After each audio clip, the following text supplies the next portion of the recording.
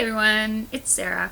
I'm back here with my big clunky sweater on to do the Sisterhood of the World Bloggers Award. I actually already did this video on my old booktube channel, which I will link to down below, but I was tagged to do it again by the awesome Sara Ella. You should check out her channel, she's really cool. Also, she spells her name without an H, which is the correct way to do it.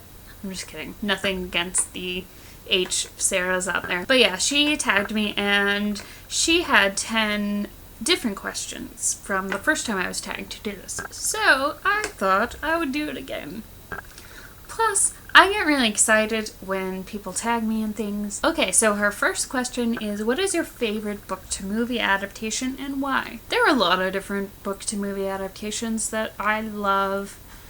The Perks of Being a Wallflower was really good, but I think I've already talked about that in a different video, so I'm going to talk about a different one that I also love, and that is Sense and Sensibility. This was the film in 1995 that was directed by Ang Lee, starring Kate Winslet and Emma Thompson, and Alan Rickman was also in it, and Hugh Grant was in it as well. I think this really just captured the essence of the novel, and I thought it was really just brilliantly acted and directed, and I thought it was just a beautiful film, really. And actually, I think Alan Rickman as Colonel Brandon and Kate Winslet as Marianne, I feel like their relationship was even more developed, actually, in this film than it was in the book.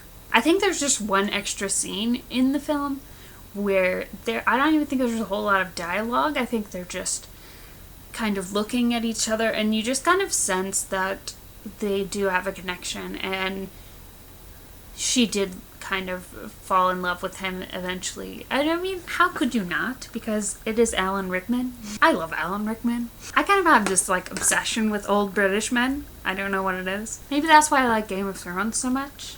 But anyway, moving on.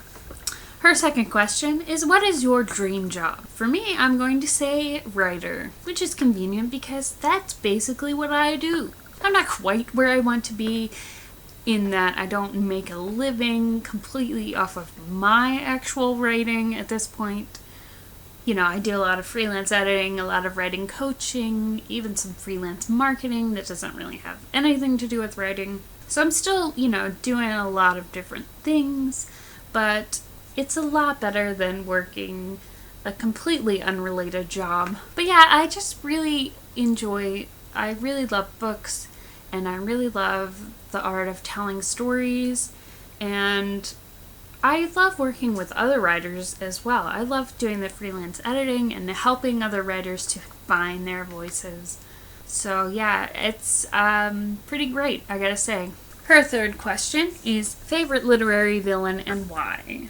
I'm going to say Captain Hook from Peter Pan by J.M. Barrie. Because I mean, let's just look at Captain Hook for a moment and take a second to appreciate the awesomeness that is Captain Hook. I just love Captain Hook. He's just such a fun, kind of classy villain. I think Dustin Hoffman has a lot to do with me loving Captain Hook as well. His portrayal of Captain Hook in the film Hook was amazing. I definitely recommend seeing that movie if you have not. Alright, the fourth question. Oh, this is a good one. You've been given a train ticket to visit your top 3 imaginary worlds, book or film. Where does the train stop? Alright, it's fun that I was just talking about Peter Pan because the number 1 stop is definitely going to be Neverland. Hello? Hopefully this is a train that can fly, because Neverland's going to be the first stop on my list. That would be awesome. Pirates and mermaids and, flying. Lost Boys, Tiger Lily. Sign me up. And the second stop would totally be Hogwarts, as I'm sure it would on many people's lists. And there's already a train that goes to Hogwarts, so that's convenient. And I really want to have some butterbeer and, take a class in herbology. I think that would be cool. And my last stop on this list is pretty random, but she did specify book or film, so I'm going to say the 2015 world in Back to the Future 2, because I love the way people dress in that, and I love the hoverboards and the little 80s cafe. I just think it's awesome, and I wish we all dressed like that. Oh, and the flying cars that run off of like garbage. I mean, come on, let's get on that, please. Number 5 is, what is your biggest bookish pet peeve? For this, I'm going to say literary snobs.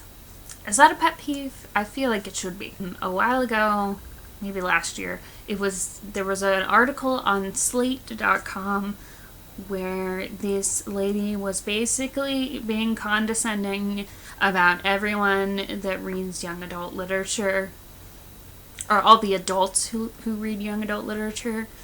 It was really snobby. And I think I really don't like that. And I don't like people who say things like, ugh, everyone who reads 50 Shades of Grey is supporting abuse. Like, let's be serious here. I mean, it's a book. I think anybody can read anything they like, and I'm not going to shame anyone who wants to read 50 Shades of Grey. Go for it.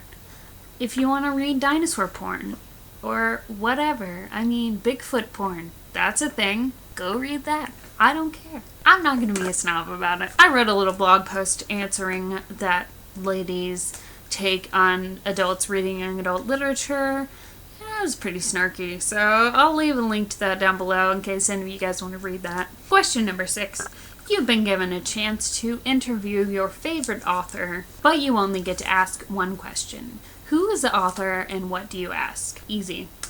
Stephen Chbosky from The Perks of Being a Wallflower, because I feel like he is my literary spirit animal. I would ask him, why do you love art?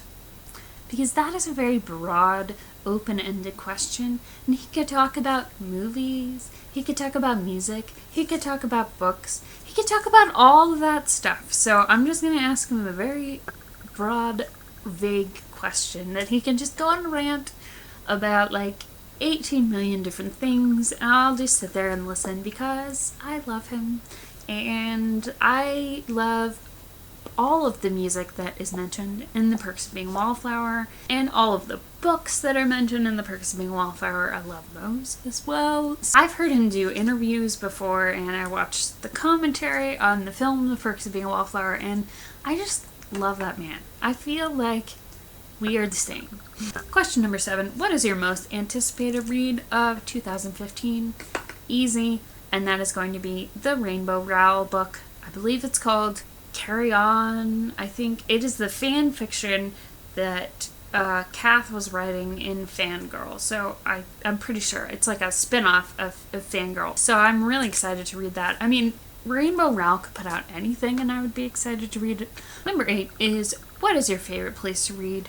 There is a coffee shop in Marietta, the town that I live in, called Cool Beans, and they have this really amazing outside like patio area, and I love just sitting out there, on a nice day when it's sunny and there's a breeze and just reading a good book or writing. I just love sitting out there and reading or writing. Question number 9 is, are you a writer? If so, are you a pantser or a plotter? For those of you who are not writers, this is basically a way of saying, do you fly by the seat of your pants or do you write extensive outlines and plan things out? For me, it's a little bit of both. I usually start out with maybe a character or a situation or just like a few basic things, and I just start writing and see where it goes, and I might write like 100 pages or so before I actually figure out who my characters are, what they want, where the story is going, what story I need to be telling,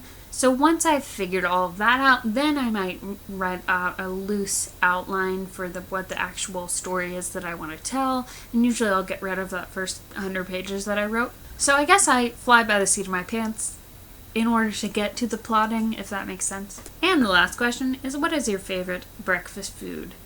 Let me just tell you that this is a very difficult decision because I love breakfast food. That is my favorite food of all time. If I only got to eat one meal for the rest of my life, it would easily be breakfast because there's just so many options that are amazing. But right now, I'm going to say my favorite breakfast food is pancakes because pancakes are awesome. Alright, that was the Sisterhood of the World Bloggers Award. I'm not going to tag anyone or come up with new questions because I have already done this and I had questions earlier. But I will link to my video of the last time I did this, and if you want to do this tag, feel free to take my 10 questions that I came up with last time. Thanks again to Sara Ella for tagging me. This is a lot of fun. Don't forget to subscribe to my channel, and I'll see you in the next video. Bye!